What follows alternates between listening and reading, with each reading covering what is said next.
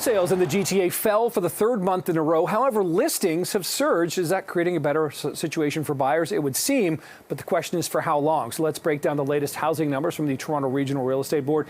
Their chief market analyst, Jason Mercer, back here live at CP24 Breakfast. Nice to see you, Jason. See you. And you're talking in your latest number about a potential buyer's market here. Perhaps define what that means for people and what that might mean to the Toronto regional market now. Yeah, well, certainly what we've seen over the last couple of months is a real increase in the number of homes for sale, yet listings are still a little bit flat. And so if you're in the market right now, you're experiencing a little bit more choice than you might have seen at the beginning of the year, and so a little bit more negotiating power. So as a result, prices remain more or less the same in comparison to what we saw last year.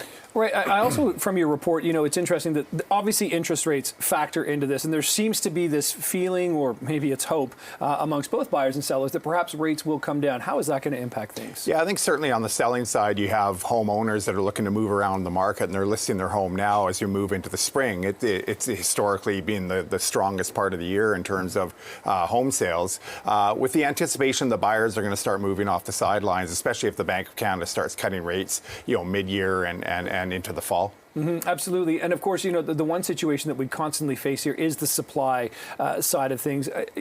Is enough coming online at this point at all, or are we anywhere close to sort of seeing equity in what's needed versus what's available?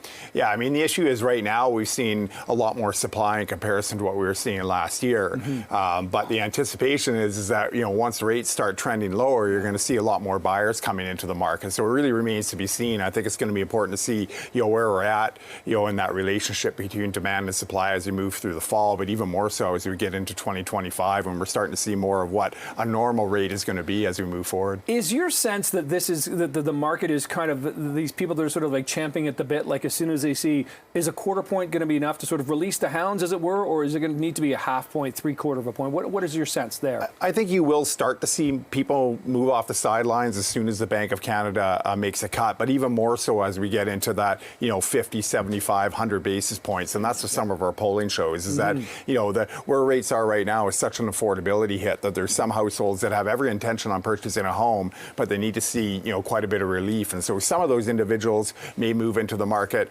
this year, even more so, though, as we move into 2025, I would say. Right. So you're forward-looking. You're also backward-looking. Let's compare where we are right now to just 2023, 1 year ago. What's the distinct difference? Yeah, I mean, I think it's the interplay between supply and demand has changed. And so whereas demand has remained flat to even down a little bit, we're seeing a lot more supply come into the market. And so right now, if you're a buyer operating in the marketplace, again, you're benefiting from a little bit more choice, a little bit more negotiating power. That could change quickly if we start to see rates trend in the other direction. Yeah, it really could. Okay, we'll see what happens with the Bank of Canada. Jason Mercer, always appreciate your time and analysis. Thanks for coming in this morning. Thanks very much. Appreciate it. This. Okay.